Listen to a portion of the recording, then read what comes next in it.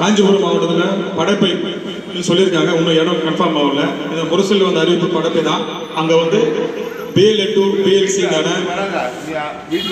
அப்புறம் வந்து பிஒய் இளைஞரணி, பிடிஏ, இவங்க எல்லாருக்குமான ஒரு பெரிய மாநாடு ஒன்று நடத்த போகிறாங்க. அதை தொடர்ந்து வெல்லும் தமிழ் பெண்கள் அப்படின்னு சொல்லி ஒரு பூத்துக்கு 10 மகளிர் அணியை வந்து தேர்ந்தெடுத்து அவங்கள வச்சு மகளிருக்கான பரப்புரையை நம்ம வந்து மேற்கொள்ள சொல்லியிருக்காங்க. இதை தொடர்ந்து மார்ச் 8 தலைவருடைய அறிக்கையில் நம்முடைய மாநாடு இதுதான் சப்ஜெக்டை வச்சு நம்ம வந்து இந்த கூட்டத்தை நம்ம வந்து ஏற்பாடு பண்ணியிருக்கோம். அதனால இதில் தான் வர 16ஆம் தேதி பொன்னேரில் வந்து நம்ம எம்பி கலாநிதி வீராசாமி அவருடைய பரப்புரையில் அது ஒரு பொதுக்கூட்டம் நடைபெறுகிறது. அந்த கூட்டத்தில் நம்ம எல்லாம் கலந்துக்கணும். இதுதான் பொருளாக வச்சு நம்ம இந்த கூட்டத்தை ஆரம்பிச்சிருக்கோம். உங்க எல்லாருடைய கருத்துக்களை நான் கேட்டேன். அக்கா சொல்லியிருந்தாங்க வேலை வாய்ப்பு, பெண்களுக்கு முக்கியத்துவம் இருந்தாங்க. நம்ம கட்சியில் நம்மளோட தலைவர் வந்து பார்த்தீங்கன்னா எல்லா திட்டங்களும் மகளிருக்கான திட்டங்கள் தான் பெரும்பாலும் இருக்கும். அடுத்த திட்டங்கள் பார்த்தீங்கன்னா கல்விக்கான திட்டங்கள் தான் இருக்கு. 3வது தொழில் நிறுவன திட்டங்கள், வளர்ச்சி திட்டங்கள் தான் இருக்கு. அதனால நம்ம வந்து ஒரு தொழில் நிறுவனங்களை சார்ந்திருக்கிற ஒரு பகுதியில் இருக்கிறதுனால நிறைய வேலை வாய்ப்புகள் நம்ம வந்து கிடைச்சிருக்கணும். வேலைங்கிறது தவிர்த்து தொழிலும் நம்ம செஞ்சிருக்கணும். இது வந்து மறுக்க முடியாத ஒரு உண்மை. இருந்தாலும் வரும் காலங்களில் இன்றைய நம்முடைய தலைவர் அவர்கள் வந்து நமக்கு வந்து ஒரு சட்டமன்ற வேட்பாளர் வந்து கொடுத்திருந்தாரு, துரை சந்திரசேகர், காங்கிரஸ். அவரால் என்ன செய்ய முடியுமோ அது செஞ்சிருக்காருன்னு தான் நான் சொல்லுவேன். ஏன்னா ஒரு ஆளுங்கட்சியாக இருக்கிற ஒரு எம்எல்ஏவால் செய்ய முடியுன்றது தான், செய்ய முடியாதது அவரால் ஒன்றும் செய்ய முடியாது. அதனால நம்ம தலைவருடைய நம்மளுடைய கோரிக்கையா ஒரே கோரிக்கை, இங்க நம்ம தொகுதியில் வந்து திமுக தான் நிற்கணும். இந்த மாதிரி ஒரு சட்டமன்ற உறுப்பினர் வரும் பட்சத்தில் தலைவருடைய திட்டங்கள் இப்ப எல்லா பகுதியிலையும் ஊர் கிளையிலிருந்து பூத்து வரைக்கும் எல்லா திட்டங்களும் போய் சேர்ந்துருக்கு. இன்னும் நம்முடைய கழக நிர்வாகிகளோட குடும்பத்தை சார்ந்த நிர்வாகி சொன்னீங்க, வேலையை படிச்சுட்டு வேலை இல்லாத இருக்காங்க, தொழில் செய்யணும்னு நினைக்கிறவங்க, தொழிலுக்கான ஒரு வசதிகள் இல்லாத இருக்கு. இதெல்லாமே வந்து ஒரு காலங்கள் வந்து கண்டிப்பாக சரி செய்து தரப்படும். அடுத்த கட்டமாக மகளிர் உரிமை தொகை சொல்லியிருந்தாங்க. மகளிர் உரிமை தொகை பொறுத்த வரைக்கும் அது வந்து கவர்மெண்டுடைய பாலிசி படி நடக்கப்படுது. ஒரு அரசாங்க ஊழியராக இருந்தால், இல்லைன்னா ஒரு ஐடி கட்டணமாக இருந்தால் அவங்க வந்து இல்லைன்றது தலைவருடைய கவர்மெண்டோட பாலிசி. அதை தாண்டி நம்ம பஞ்சாயத்து கூட்டத்தில் கிளை ஊராட்சிகளில் யாராவது விடுபட்டு போயிருக்கும் பட்சத்தில் அவங்களுடைய லிஸ்ட்டை நீங்கள் தாராளமாக என்கிட்ட கொடுங்க. நாளைக்கு ஞாயிற்றுக்கிழமை, நாளைக்கு கொடுத்துல நாளைக்கு தேர்தல் கொடுத்தீங்கன்னா வரும் வாரங்களில் அதை வந்து நம்ம மாவட்ட செயலாளர்கள் சொல்லி அதுக்கான உரிய நடவடிக்கை எடுத்து நான் பண்ணி கொடுக்குறதை உங்கள் இடத்துல உறுதியாக தெரிவிச்சுக்கிறேன். அடுத்த கட்டமாக அண்ணன் பஸ் கேட்டிருந்தாரு. பஸ் வந்து அண்ணா கொடுத்த லெட்டர் நான் ஆல்ரெடி ப்ராசஸ் பண்ணியிருக்கிறேன். அதுக்கான நடவடிக்கையும் இப்போ இந்த நம்ம கனிமொழி அக்கா வந்து இந்த தேர்தல் அட்டவணை தருவதற்கு உறுதிமொழிக்கு வராங்க, வாக்குறுதிக்கு. அங்க நம்ம கட்சியின் சார்பா நம்ம அழைச்சிட்டு போறோம். அங்க வேலிடான ஒரு முக்கியமான ஒரு கோரிக்கைகள்லாம் அங்க எடுத்துப்பாங்க. அதனால இந்த கோரிக்கைகளை நீங்க வலியுறுத்தி ஒரு லெட்டர் கொடுக்கும் பட்சத்தில் கண்டிப்பாக அந்த பஸ் வசதியும் உங்களுக்கு வந்து ஏற்பாடு செய்து தரப்படும்.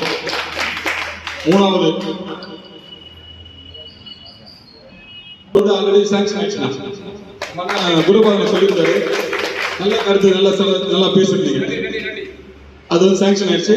அது ஆக்சுவலா அதுனா பேட்ச் ஒர்க் போட்டிருந்தாங்க. பேட்ச் ஒர்க் வந்து எஸ்டிமேஷனோட அதிகமாக இருக்கிறதுனால அதை கொட்டேஷன் கேட்டுருக்காங்க. எஸ்டிமேட் போட்டு ரோடு வந்து கண்டிப்பா வந்துடும், கூடிய விரைவில் வந்துடும். ரோடு போறாங்க இல்லையா, அவங்க சொல்லி சில வேலைகள் பண்ணி சொல்லி மாவட்டத்தை சொல்லியிருக்கேன், மாவட்டத்தை பண்ணி தர சொல்லியிருக்கிறேன். அடுத்ததாக உண்மையில ரொம்ப சந்தோஷம்.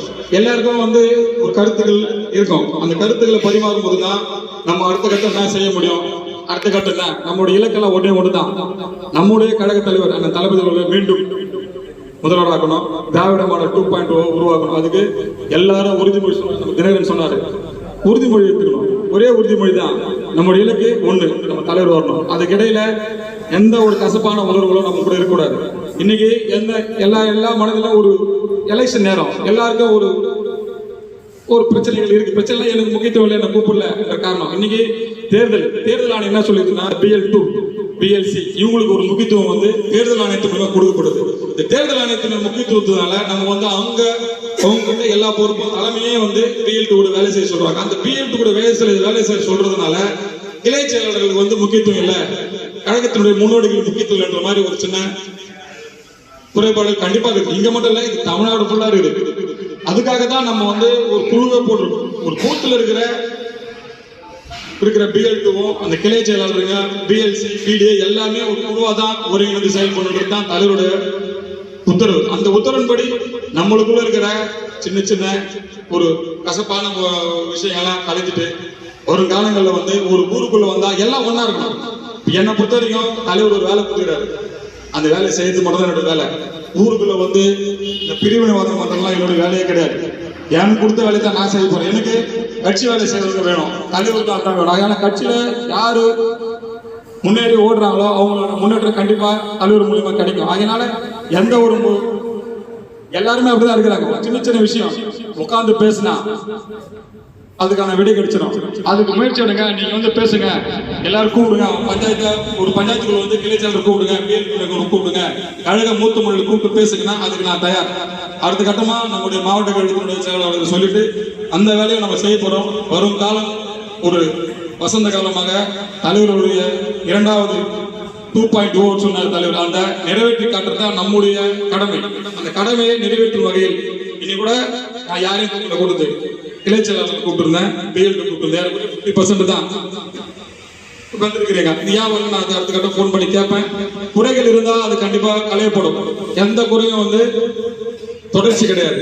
குறைகள் இல்லாத இடம் கிடையாது. எல்லா இடத்துலயும் குறை உண்டு, நிறைய உண்டு. நம்ம கட்சியில குறைகளை விட நிறைகள் தான் அதிகம். நல்லா தெளிவா சொல்லியிருந்தாரு.